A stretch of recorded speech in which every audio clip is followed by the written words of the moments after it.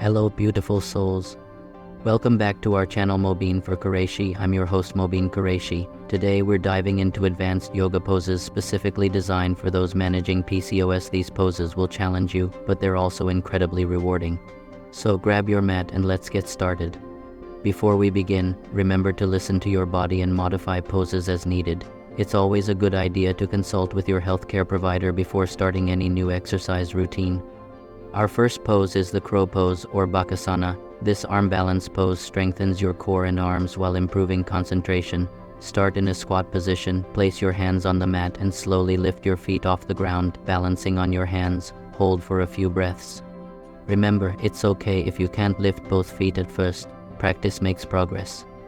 Next, we have the headstand or sirsasana. This inversion pose is excellent for improving circulation and calming the mind.